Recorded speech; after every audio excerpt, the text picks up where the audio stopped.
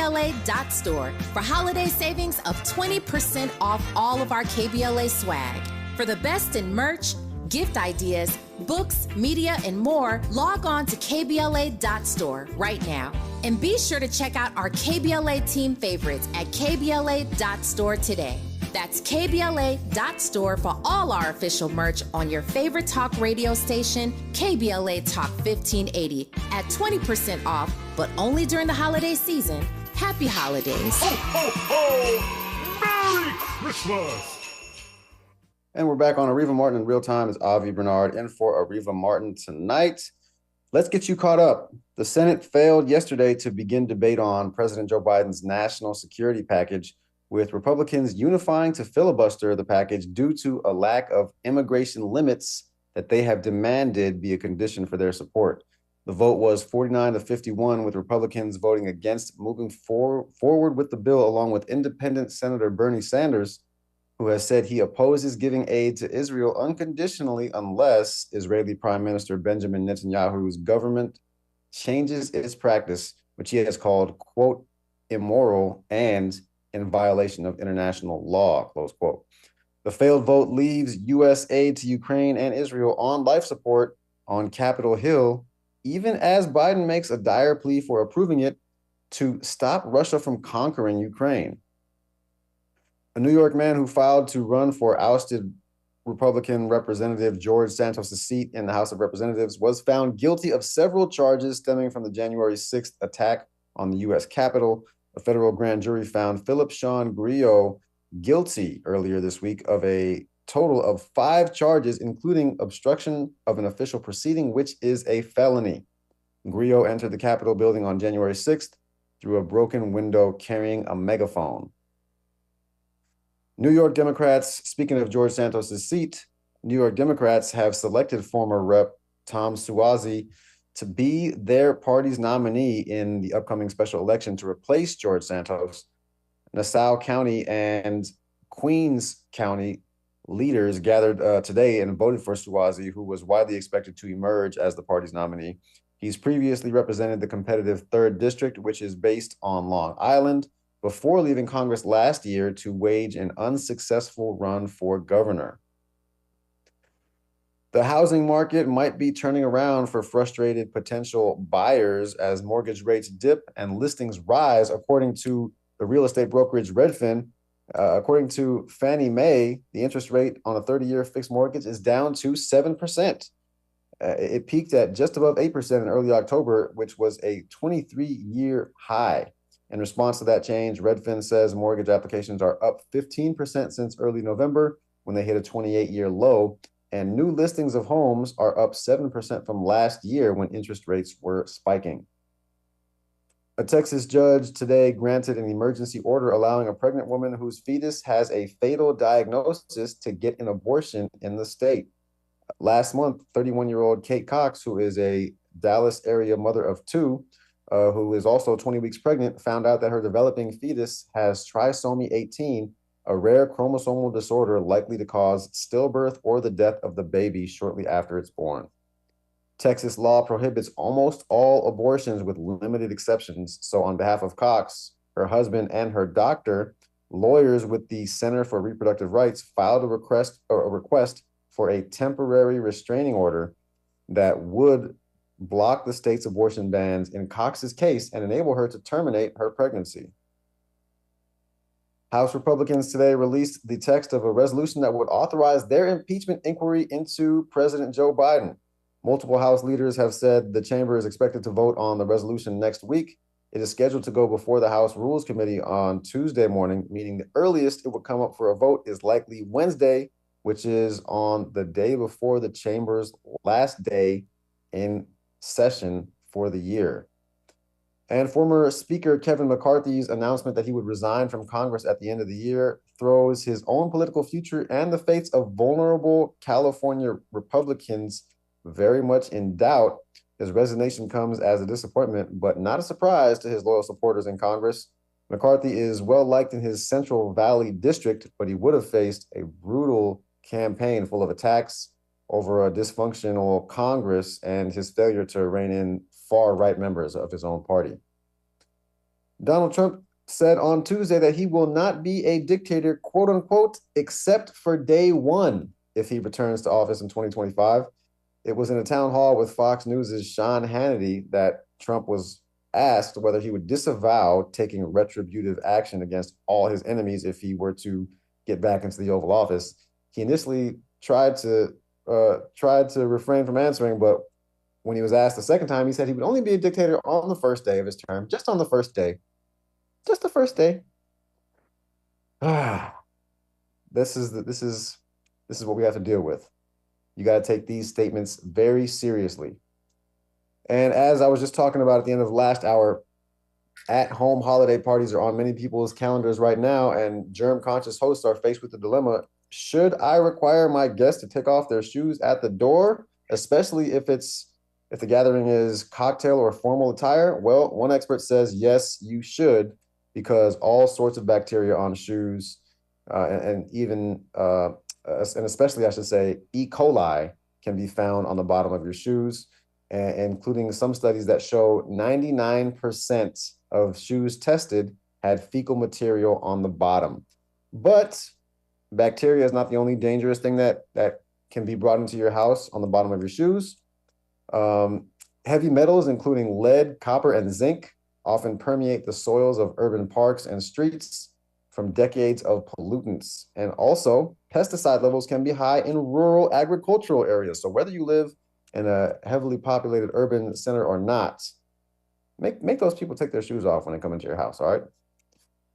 When we come forward, we're going to talk to KBLA sports reporter Ray Richardson about this situation with Florida State and the college football playoff. You got Governor Ron DeSantis saying he wants to sue the college football committee because Florida State didn't get in. He wants to sue the committee. So, did Florida State get screwed?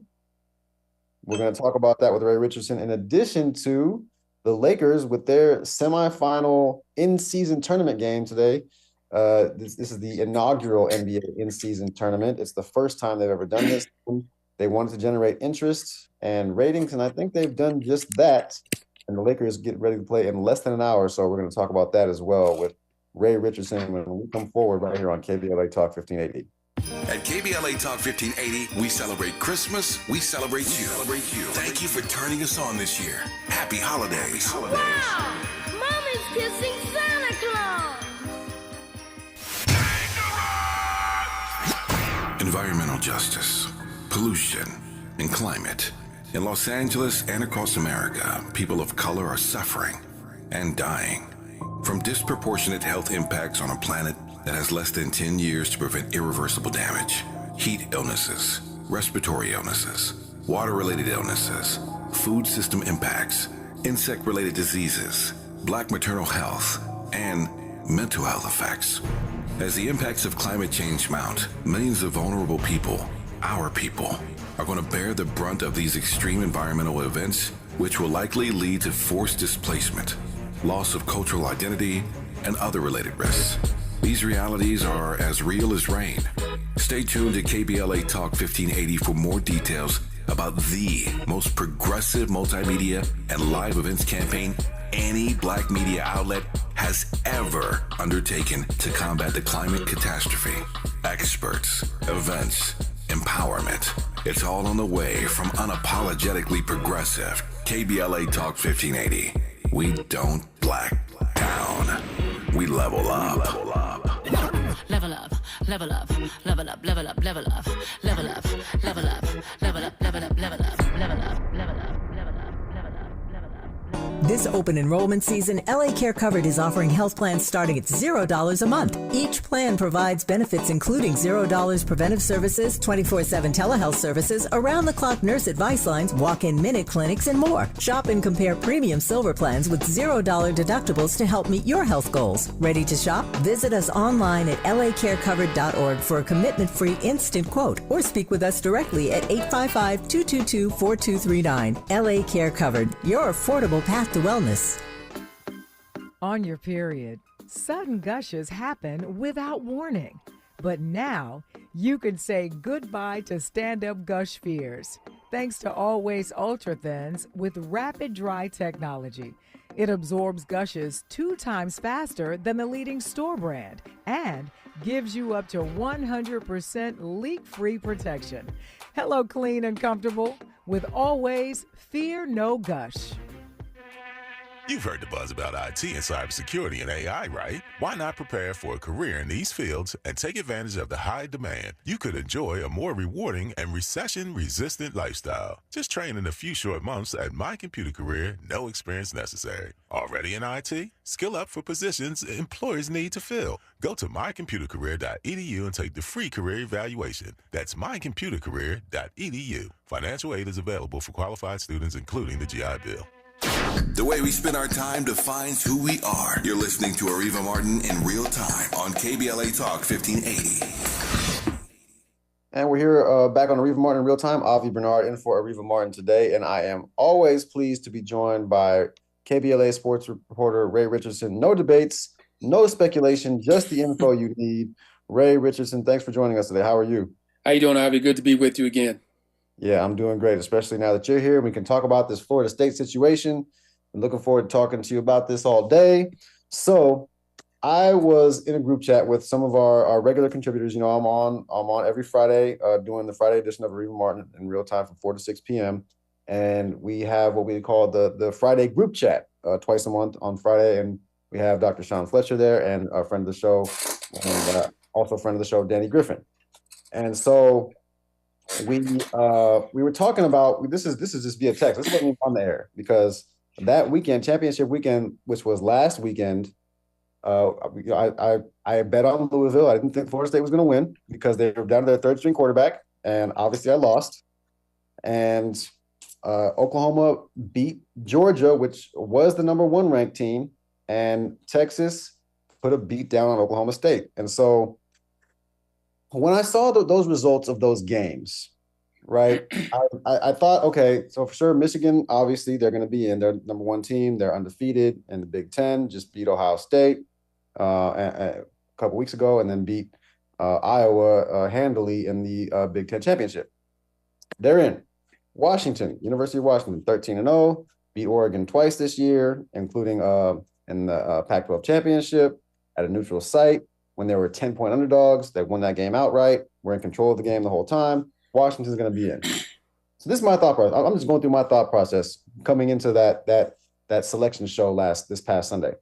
So I'm thinking Michigan's in, Washington's in, and Florida State is in because they're 13-0 in a Power 5 conference champions. They haven't lost any games. They're not. It's not like they're some FCS team. They're not some Division I AA team. Mm-hmm. This is a major Power 5 team that went undefeated, and their strength of record was ranked 3rd. So I'm thinking Michigan, Washington, Florida State. Who else gets in? I don't think Georgia gets in because they can't get put in over Alabama. They got the same record. Alabama just beat them. But then if you put Alabama in, you probably got to think about putting Texas in because Texas beat Alabama. So first of all, I want to get your thoughts on what were you thinking before that selection show? Who did you think was going to get in? Well, to be honest, I knew that somebody was going to be upset. I knew somebody was going to be crying on Sunday because there were 2 or 3 teams out there that probably were thinking they were going to get in no matter what. Mm-hmm. And that was Georgia, Texas, and Florida State. This is a perfect example for the NCAA to expand the playoff system. They should have did it last year because then we wouldn't be having this discussion. Mm-hmm. You would be talking about a fair process for at least 8 teams rather than just 4. So thank goodness this is the last time we're going to have this kind of drama with just 4 teams. Mm-hmm. They needed to expand, and this would have been a perfect year to do it. I am torn between – I really feel sorry for Florida State. It's hard to justify an undefeated team not getting in the playoffs. But when you look at the conference they're in the ACC. Mm-hmm. You mentioned a good point about them having the 3rd strongest schedule. I don't know how that is. Well, it wasn't the 3rd strongest schedule. It was the 3rd strongest strength of record. Strength of record, okay. Basically how their wins rank up against other wins around the country. So their strength of schedule, I think, was like 55th or something. And I think that hurt them the most. The fact that the ACC is not a traditionally strong football Power 5 conference. Mm-hmm. They're beating up on teams in the ACC. And then I think the committee looked at how they struggled against Louisville in the ACC tournament, ACC championship game. I had a feeling that some of those people in that committee thought about, if we put Florida State in, would they be competitive? And without them having their top quarterback, and that was a terrible break for them to see him go down like that late in the season. Without their best quarterback on the field with them, I think the committee thought they would not be as strong a team to go up against those other three teams in that Final Four bracket. It's just unfortunate that they were 13-0, but I really feel, and here's my other point, I don't know if Texas really belongs there either.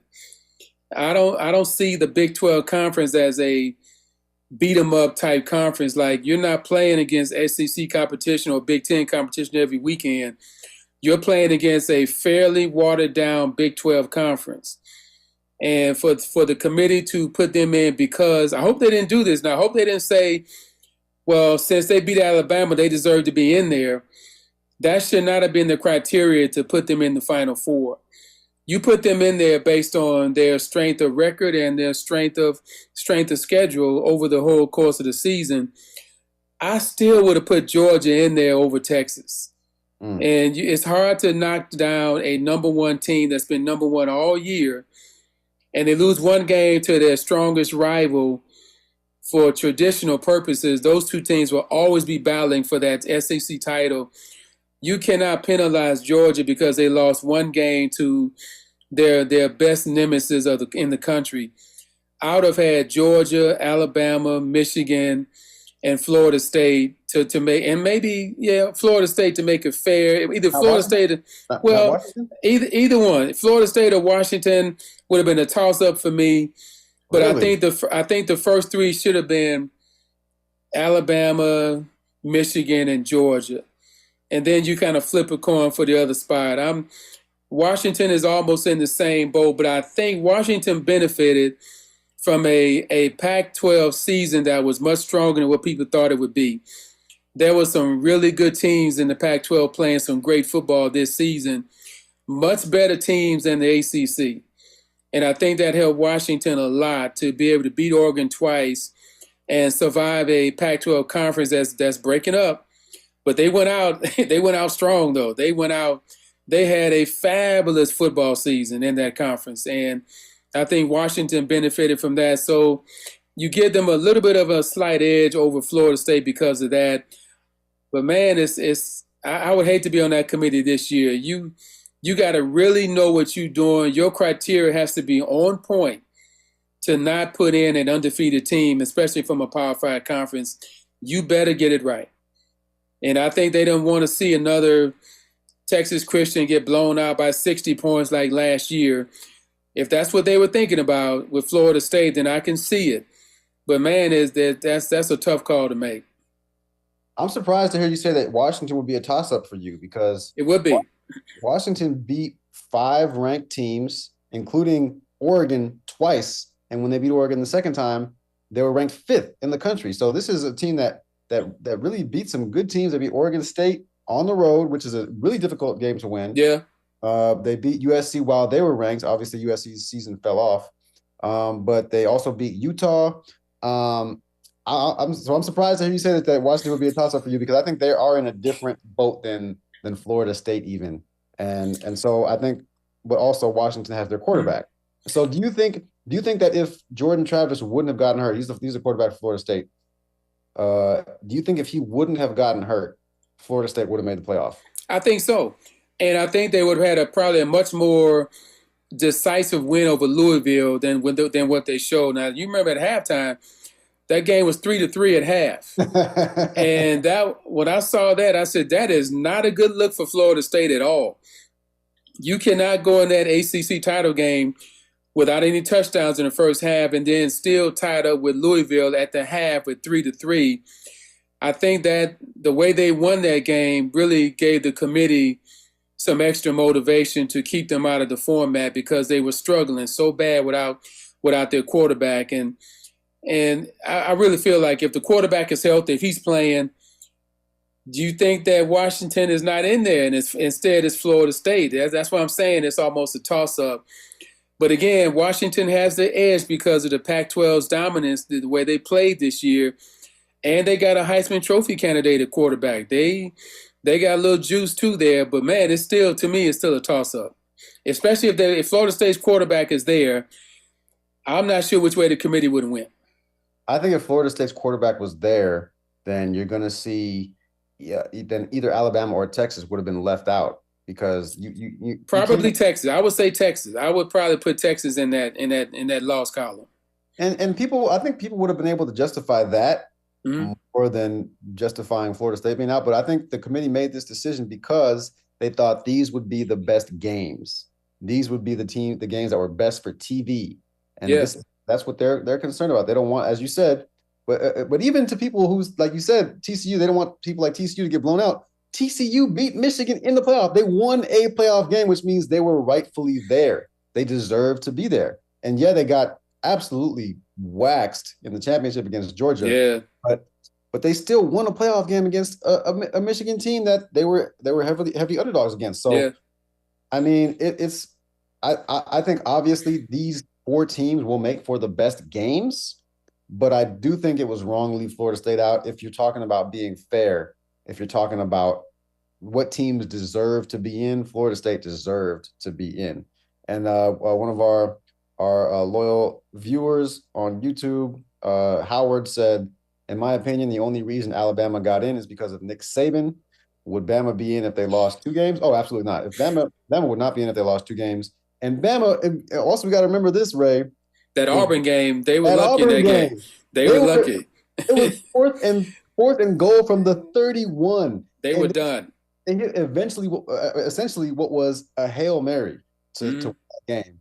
And now they're in the playoff and they might wind up winning a championship because of that one play. Yeah, that play saved their season. Absolutely unbelievable. So looking forward at those games though, Ray, at the 2 playoff games, you got Washington versus Texas.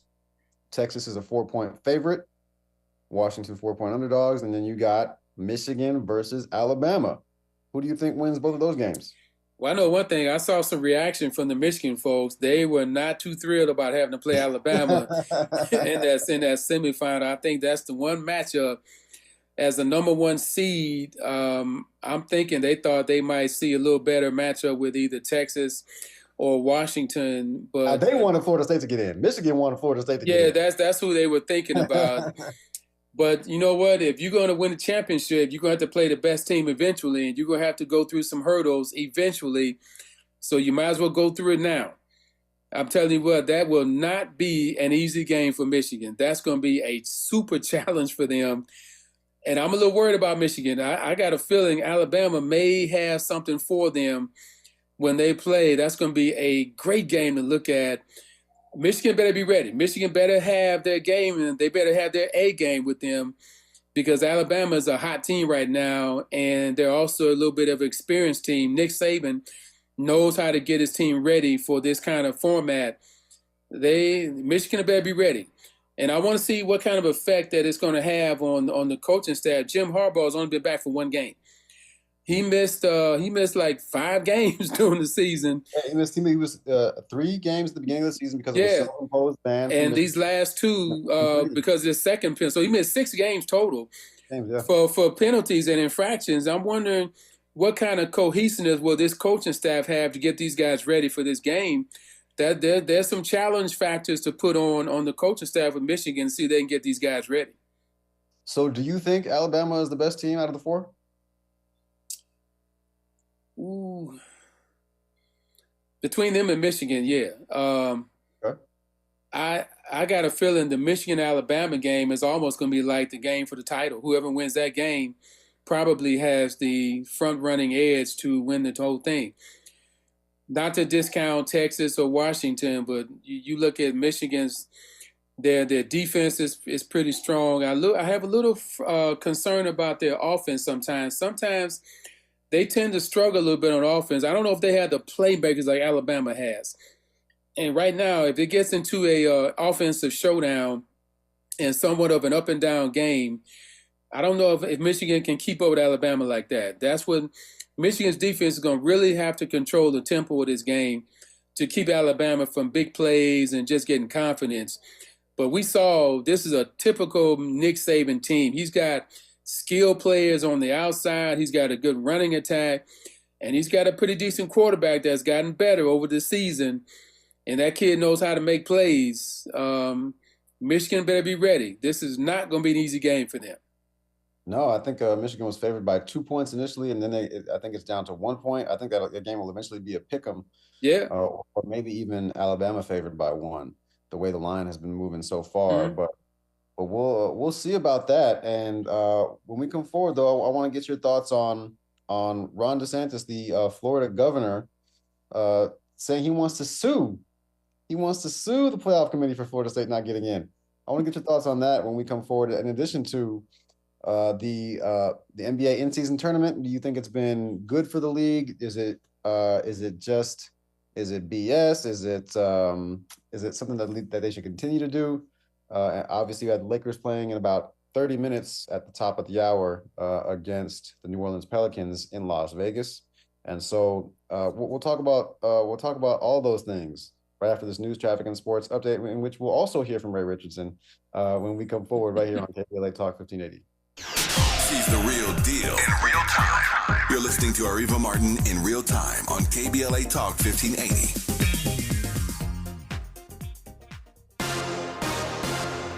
I'm Amber Payton. Here's the latest on the Black Information Network. A 3-judge panel in Arkansas has denied a motion to dismiss a second lawsuit regarding congressional redistricting maps. The suit alleges the redistricting violates Amendments 14 and 15 of the U.S. Constitution by moving over 40,000 black votes out of Pulaski County and into other districts. A joint discovery plan will be addressed by the court on January 5th.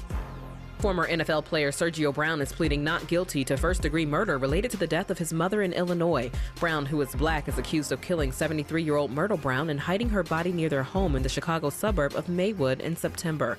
Sergio and his mother were both reported missing on September 16th, and her body was found less than 50 yards from the back door of their house. The former NFL player had flown to Mexico on September 15th and was taken into custody by Mexican police in early October. That's the latest. I'm Amber Payton on your home for 24/7 News, the Black Information Network. A SIG alert has been issued now in Pasadena as a crash continues to block the right lane of the 210 west before Sierra Madre. San Gabriel Boulevard split with a 10 to 15-minute traffic jam running heavy from Buena Vista Street. Back in San Pedro, on Vincent Thomas Bridge eastbound before midspan, watch for the left lane still blocked with an accident, while stop traffic continues from Gaffrey Street up to 30 minutes. And in East Los Angeles on the 5 South at Calzona Indiana Street interchange, center lane is blocked with an accident on the 510 Southern split up to 25 minutes. What will you find at Macy's Backstage? How about the perfect holiday gifts, just $25 and under, like matching family PJs, fragrance sets, toys, and more. Find the latest trends, new arrivals, and great prices at a Macy's Backstage store near you. This is the KBLA Sports Minute with Ray Richardson. From the very stupid department, Florida Governor Ron DeSantis is thinking about asking Florida legislators for $1 million to help file a lawsuit against the NCAA. DeSantis is upset that undefeated Florida State was not selected among the 4 schools for the college football playoffs. The committee chose Michigan, Alabama, Texas, and Washington. There are tons of better reasons for DeSantis to use $1 million in his state. He can start by increasing resources for African American studies in Florida schools. That would be a far more worthy game plan for DeSantis. The NBA offered a pretty nice incentive to players to be excited about the in-season tournament. The team that wins the title, each player gets $500,000. That takes holiday bonuses to a whole new level. The championship game is Saturday night in Vegas. No debates, no speculation, just the info you need. That's your KBLA Sports Minute. I'm Ray Richardson. More news, opinions, and conversation when we come forward on KBLA Talk 1580. It's the gift-giving season, and we have a gift for you. Visit us online at kbla.store for holiday savings of 20% off all of our KBLA swag. For the best in merch, gift ideas, books, media, and more, log on to kbla.store right now. And be sure to check out our KBLA team favorites at kbla.store today. That's kbla.store for all our official merch on your favorite talk radio station, KBLA Talk 1580, at 20% off, but only during the holiday season. Happy holidays. Ho, ho, ho! Merry Christmas! KBLA Talk 1580. We've got a lot to talk about. Hi, Maisha Cairo here, KBLA, live at Chase Bank on Crenshaw and Vernon for the In This Together tour with female business owners, a day of empowerment, community panels, and best of all, tips on building business from marketing to capital. I'm here with Lisa Stevens, Senior Business Consultant with Chase for Business. Lisa, what's one tip you'd give to business owners here in the Crenshaw area? I love that you asked that question. I'm originally from Brooklyn, and I grew up in an area that's very similar to Crenshaw. So this is near and dear to my heart. And if I could only leave a business owner with just one, I would tell the business owner to identify their why. And I think that is so important because your why is going to be that strength on those days where you feel like you're struggling. Your why is going to be that stepping stone. Those days that you want to give up, your why is going to be the reason that you get back up. And how would you advise business owners looking to acquire capital? What do they need to know before stepping inside the branch to ask for funding? So 3 things. I do want to share this when it comes to the power of capital and just finding those resources. Understand that capital is a 3-part of a business, right? It's not always about the monetary piece, but if you first put that intellectual, right? What do I need to know? That social, who I need to know, that will help you to then package for that monetary piece. So no matter who you're banking with, you should know your banker. Never walk into a bank and you're transactional only. It's just like Lisa to drop gems. I'm Maisha Cairo in the community for KBLA with JP Morgan Chase. 1 in 4 Americans today are living with a disability. I'm one of them. People with disabilities are extremely talented, resilient problem solvers that have so much to offer. And we've got a trusted ally on our side, an organization we can rely on, Easter Seals. Easter Seals is leading the way to full equity, inclusion, and access to healthcare, employment, and education for people with disabilities, families, and communities. That's my Easter Seals. Make it yours. Learn more and get involved at easterseals.com. There's no time like the present. Let's get back to more of Areva Martin in real time on KBLA Talk 1580. And we're back on Areva Martin in real time. Avi Bernard in for Areva Martin tonight, and always pleased and grateful to be joined by Ray Richardson, KBLA sports reporter. No debate, no speculation, just the info you need. You know, I can't have Ray on without stealing his catchphrase.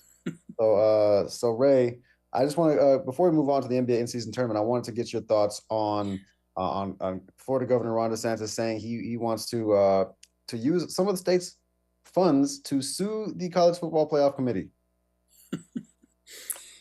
In the as I mentioned, that's in the very stupid department. I don't know. I mean, this guy has been such a flamethrower for a lot of reasons that go way beyond sports. But now he's trying to get into the sports arena. He needs to shut up and go dribble and do some other stuff and focus on what he really needs to be focusing on is trying to win the election that I really hope he doesn't win or they didn't get nominated for. There's other issues he needs to be focused on in his state than this.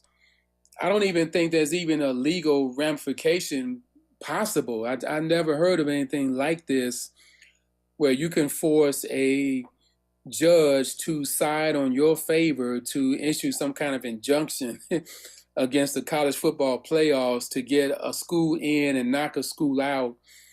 I don't even think that's even doable or possible, even rational. I don't see it. You're going to have just a really chaotic playoff if this thing even gets put on hold. Like, say, for instance, he gets an injunction from a so-called judge to look into this.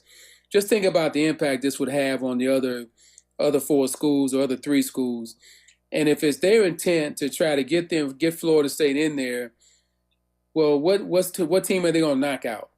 And how do you justify that at this point? There's really no legal recourse. I mean, you couldn't even go to the Supreme Court with this. There's just no way to turn this over.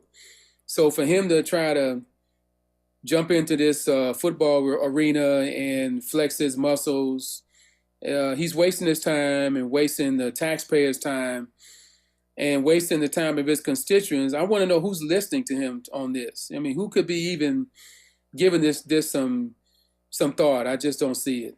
It's a waste of time, and he can be mad about it. I mean, the whole state of Florida is upset about it, and rightly so. They have a reason to be upset. But him trying to jump into this and try to rectify it and correct it, it's not going to happen, and it just makes him look stupid. Yeah, and one thing stuck out to me was that it's not even rational. It's just this is the kind of thing that Ron DeSantis does. He just does things that he thinks will get attention, and he's just loud. He just tries to be as loud as possible and try to make noise, and it just doesn't make any sense. As you said in your reporting earlier, that money can be used in his state in a lot of ways. Mm-hmm. But he wants to use it for this. I mean, he's just not a smart person. He is manifestly unlikable, and that's why he's losing this Republican primary in the way that he is. But moving on from the college football, actually, before we move on from college football completely, so who do you think wins? Who's your pick to win the college football playoff? I can see Michigan doing it if they get past Alabama. Okay. That to me is the hurdle for them. They got to come correct. And I really see Texas beating Washington. That's a pretty good football team in Texas. I like what I saw a couple of times. I saw them. They are not they belong in there. I mean, they didn't go through the back door. That's a very talented athletic team. And their defense is pretty potent as well. They can turn you over. They got some DBs that know how to get the ball. I think Washington's got a challenge to get past Texas. So I can see Michigan and Texas playing for the title, or Alabama, Texas, one of those two. I think it's Michigan's to win if they play right, if they play well. They've been through some challenges enough to get through this, to get to this point. They might as well see it all the way through and get it done. They've been through all kind of situations that could derail teams, and they're still right there. And so if they want to get to the mountaintop and go through all these challenges and all these changes, then finish the job, because they've been through enough already. Yeah, I can certainly see that. I can certainly see Michigan or Alabama winning it. I'm gonna go ahead and go with Washington just because it's not a popular pick, and I'm gonna roll with the Pac-12 and the Pac-12's last year of existence, and it's sentimental pick there. Maybe it's sentimental, but I just think the way Washington has played all year, them beating Oregon, them finding ways to win games even when they're not playing well.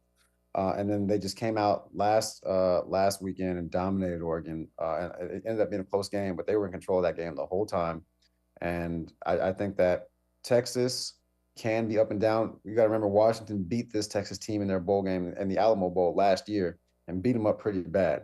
And so these are both different teams, but with a lot of the same players, the same starting quarterback is the same for both teams, and the head coach is the same for Texas. And that's Steve Sarkisian, former USC coach. And I just think that sometimes in big spots, Texas tends to come up short. And so I'm going to go ahead and go with Washington to find a way to win that game and hopefully the tournament. So we'll see. But speaking of tournaments, the NBA in-season tournament is in the semifinals. There are now 3 teams left because the Indiana Pacers, I'm sure our loyal listener Howard will be barking about this at some point. He's a Pacer fan, and the Pacers have, in fact, beaten the Milwaukee Bucks today after beating the Celtics in the quarterfinals. So the Pacers have really earned their way into the finals of the NBA. They have by winning road games against the Celtics game was a home game, but by winning games against the Celtics and the Bucks. That's a really impressive feat. and they deserve to be in the championship. The Lakers play tonight. They beat the Suns a couple nights ago, and now they're going to play the Pelicans. So, what do you make of the NBA in-season tournament so far, Ray? Do you think it's been a good idea? To be honest, I was not feeling this at all. I didn't even want to talk about it when it was first was proposed and when it first got in motion. I didn't understand it. I felt indifferent about it. And now the closer this has gotten to where they are now to Vegas, like the last week or so, you can see the shape of this tournament starting to really take hold. And it gives you this NCAA type feel. And I like the fact that the 4 teams they have in Vegas, it's like a Final Four setting. You've got each one of these teams has a star player, some star appeal to attract some attention. I think with LeBron there, you got Lillard who was there and Giannis was there. But now you've got a rising superstar in Tyrese Halliburton. You know, this kid is legit. And what a forum and a platform to do this for him and his team, because now the entire country is going to know about Tyrese Halliburton and the Indiana Pacers, that this is a team that could be reckoned with in the East. I don't know if they're ready to move ahead of Boston or Milwaukee or even Philadelphia, but man, they're going to be there. And this has been a great example of what a young team can do when their young players get better. And they got a pretty good coach over there too. And to see the way Halliburton has carried this team, you're going to have to look at Indiana the rest of the season as a bona fide contender in the East. Maybe not a championship contender, but definitely a team that can upset some stuff. You got to get past Indiana to go some places, and now they've established that. And if they win Saturday and win this thing, you really have legitimized yourself as a contending team in the East. So I kind of like the storylines that have developed in the last few days with this in-season tournament. It's going to be nice. And speaking of developments, this is a coming out party for Zion Williamson tonight too. He needs to show that he is still a marquee player. This is a great platform for him as well. We've been waiting on him to kind of see what he's got for the last 4 years. He's been hurt all the time, but now he's somewhat healthy. This is his time to show people that he really is one of the elite players in the game, and now he's got to put up. This is a perfect forum for him tonight. I am exactly in the same boat that you were in when the NBA in-season tournament was announced. I was thinking, man, what is this? What's the point? Why are y'all doing this? It doesn't make sense. It's stupid. And now that they're playing, and maybe it's just because the Lakers are still in it, but I'm into it, man. I am into it. It's been fun. It has made the players more involved and more interested in these games. The players, they do seem to be playing at a higher level, at a more intense level during these games, especially when we got into the knockout stage, which we're in now. And with that $500,000 bonus, $500,000 bonus for every person on the team, for the winning team, you got superstars that are wanting to win this for the members on their roster who don't make a lot of money, relatively speaking. All NBA players make a lot of money, but who don't make who are making like league minimums. You got guys that make $2 million a year for league minimum. They got a chance to make a quarter of their yearly salary. It's just if their team wins this tournament, and that means a lot to. And even Damian Lillard on the Bucks said this. He said as much. And superstar players, you can tell that that's one reason why they want to win, so that they can hook up their teammates who don't have as big of salaries as they do. True. And so it has made for a lot of intrigue. And regarding the Pacers, they essentially just won back-to-back Game 7s against what most people consider to be the top 2 teams in the East, against the Boston Celtics and the Milwaukee Bucks. And now, but I think one thing that this did do is show that those teams are very vulnerable, because for the Boston game, Kristaps Porzingis was out, but he's one of their big 3 players, and he has had a history of injuries. And if he's not there in the playoffs, they're going to have problems. And then with the Bucks, they have a new team. This team is not the team that won the championship. They have Damian Lillard on the team. They don't have key pieces like Drew Holiday, who was their best defensive player. And so for this team, Milwaukee, I mean, they're still trying to figure things out. And so I think that the Pacers have thrown a monkey wrench into the East. And in a 7-game series, I don't know if you want to see the Pacers if you're one of those teams. I mean, for sure. it's not a given at all. So I've been a fan of Tyrese Halliburton for a while now. He used to be on the Kings, and I'm really glad that he's not anymore because the Lakers play the Kings all the time. They have to go through them in the playoffs potentially. So I'm glad he's out of there. And when we come forward, I do want to get your take on what will happen in the game tonight. In the Lakers game tonight, they're favored by 2 points. So what's going to happen? We're going to get Ray Richardson's thoughts on that when we come forward right here on KBLA Talk 1580. Areva time is the right time. More of Areva Martin in real time when we come forward. For some children, a single surgery can turn an untreated cleft into a smile for life. But at Smile Train, we understand that most children need a little extra care. They need medical, dental, and emotional resources to grow healthy and strong, to express themselves clearly, and to navigate all of life's challenges so that their smiles light up the room as brightly as possible. Visit smiletrain.org to learn how Smile Train is supporting the cleft community with lifelong smiles. My mom has decided to learn to paint, and she's good.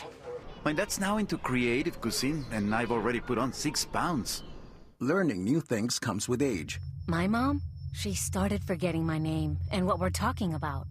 Forgetting well-known things doesn't. Memory loss may be a sign of Alzheimer's disease. Early detection gives you and your loved one time to plan for the future. Learn the warning signs of Alzheimer's at 10signs.org. Brought to you by the Alzheimer's Association and the Ad Council. Turning my pain into purpose is pretty much what I have done to start this foundation. In August 2020, after the death of George Floyd, Bridget Floyd and other family members established the George Floyd Memorial Foundation in support of the Black community. It's going to take more than just us as a foundation. It's going to take the community, the world, to make a change. Fight for racial justice for the Black community. Learn how at lovehasnolabels.com. Brought to you by Love Has No Labels and the Ad Council. If you're a veteran with a service-connected disability that is directly impacting your ability to work, resources are available to help you find employment. VA's Veteran Readiness and Employment, or VR&E, can assist you with finding a job that uses your existing skills. Or, if you're interested in exploring a new field, a VR&E counselor can help you determine the right education or training options for a new career. Find out if VR&E is right for you by visiting va.gov/VRE today. Joey from Vermont, a farmer trying to get through the winter. Adriana from South Carolina, a single mother living paycheck to paycheck. Liam from Ohio, an injured father struggling to provide for his family. Hi, I'm Shanola Hampton, and I support the Feeding America network of food banks because they help provide over 6 billion meals to people in need each year. Learn more at feedingamerica.org. What is dedication? My biggest fear in the middle of my addiction was that my kids wouldn't have a father. And I started thinking, you know what? This isn't my story. I definitely had to become a better man to be a better father. It's important to me that my kids are empowered and truly believe that if they can think it, they can do it. That's dedication. Visit fatherhood.gov to hear more. Brought to you by the U.S. Department of Health and Human Services and the Ad Council. You're listening to Areva Martin in real time on KBLA Talk 1580. Areva Martin in real time. Avi Bernard in for Areva Martin tonight. Wrapping up our discussion with KBLA sports reporter Ray Richardson. So, Ray, the Lakers play tonight against the New Orleans Pelicans at 6 p.m. Pacific. That's just coming up here in about 10 minutes. So, who you got? To me, a lot depends on Anthony Davis. If he's feeling like he wants to produce and put up about, he's got to be out there now. He's got to play at least 35, 38 minutes.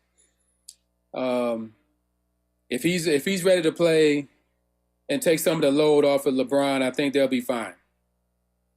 Well, though New Orleans is a team that looks like they on the come up too. They're like an Indiana in the West. And right now, Willie Green has them playing very well. And at this point, they're getting like house money on their team. They've got Zion Williamson playing as good as he's been playing pretty much in his entire career. And right now, they need that. He's got to stay healthy. He's got to stay focused. And right now, he looks like he's a player who wants to prove something. I still think he's I still think he's overweight, though. I mean, he looks tremendously overweight. I don't know how he's going to be able to carry that weight, for another, 60, 70 games. I just don't see it because they're going to make the playoffs. And will his conditioning hold up? Can he carry this weight and still be a very, productive player? He was not that heavy in college. He was much more fluid, much more mobile. But, man, he's got the talent and the skills to dominate games inside the post. And if he can do that, I don't think the Lakers have anybody that can deal with him. LeBron's not going to be able to match up with him one-on-one. They're gonna need to double him to get the ball out of his hands. They're going to have to rotate well on defense. And that's where Anthony Davis comes in. Is he fluid enough tonight to move around and be a rim protector? Can he alter some shots tonight? And if he's physically up for it, Lakers got a good chance to win this. But they got to get some help, for LeBron. He cannot keep on carrying this team for 38, 40 minutes. He just can't keep doing it. They got to step up. Yeah, I mean, Zion Williamson, his weight, his frame it is a concern, I think, in the long run. My favorite nickname that I've heard for him is the Pogo Penguin. He's so wide, but he can jump so high. And he has had a long history of injuries in his short career, but he's playing tonight. He's playing tonight, and that could be problematic for the Lakers because he does have a huge impact on the game. He gets into the paint because he's so big and so fast and agile. He gets into the paint. He lives in there, and then once he gets in there, he shoots at a very high percentage. So it's going to be a tough game. And obviously, I'm rolling with the Lakers. I'm not going to pick against them in a game like this. You are so loyal. I like your loyalty. You really are. I am loyal, but also just if you take my bias out of it, the Lakers, they have not lost a game in the in-season tournament. They have been the best team in the in-season tournament. I think this goes back to the playoffs last year. They are a clutch team. They're a team that plays best when the lights are brightest. And I think that just in these games, in these NBA in-season tournament games, they've been dominating. They beat the Suns twice in this tournament. And I think I just think they have the best shot to win out of the three teams left. Now, if they would have been playing in the finals against the Bucks, then I don't know. I don't know what would happen in that game. I don't know what's going to happen in this game. It could go either way, but I just would have to roll with the Lakers based on what I think will happen. And yes, I did bet that the Lakers would win the tournament before the tournament started, before the knockout round started at plus 575. Oh, wow. Okay. So I do have a vested interest in them winning. It would be nice. But it's obviously could go either way. And to your point, Anthony Davis is always and Andy, weigh in on the chat on these. I want to get your thoughts, Andy, on who you think is going to win tonight and who you think is going to win in the tournament.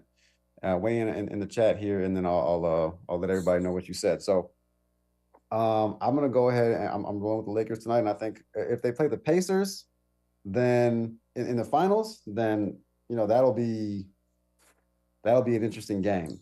That'll be an interesting game. But we haven't gotten there yet because obviously they have to win the game tonight. Well, I know the NBA wants a marquee type matchup, and right now they've got half of it. They've got the Lakers still there.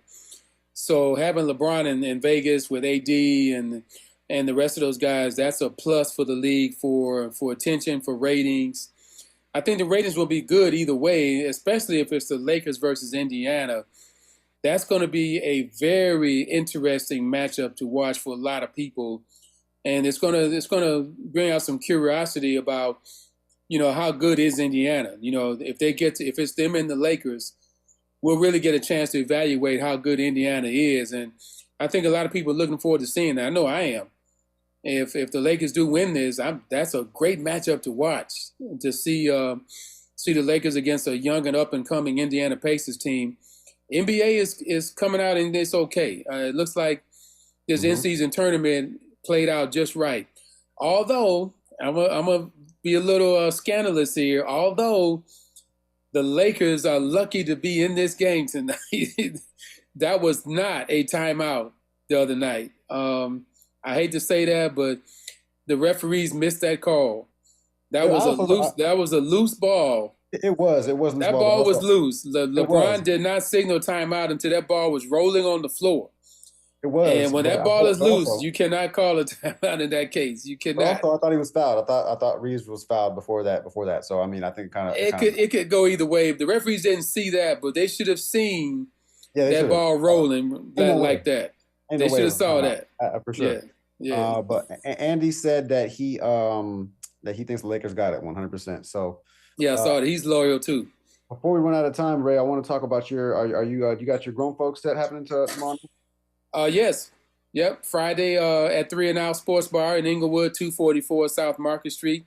Grown folks music, grown folks fun, grown folks atmosphere. I'd love to have you all come out and get ready for the holiday season with some great old school music. Look forward to seeing all of you. Yeah, so tell us one more time. You said it's at 3 and Out Sports Bar at 7 p.m., right? 7 to 11 p.m.? 7 to 11, early hours, so you can come in early and leave early and win some prizes and also hear your kind of music that you grew up with. Emphasis on grew up with. That's why we call it a grown folks event. It's old school music from the 70s, 80s, and 90s all night long. You can have your flashbacks and your memories and have fun doing it, and also have some good food as well. I appreciate you, Ray Richardson, for joining us. Always enjoy your perspective. Have a great one. And when we come forward, next voice you hear will be Robin Ayers with The Raw Report. I'm Avi Bernard, and I am gone for now. KBLA 1580 Santa Monica.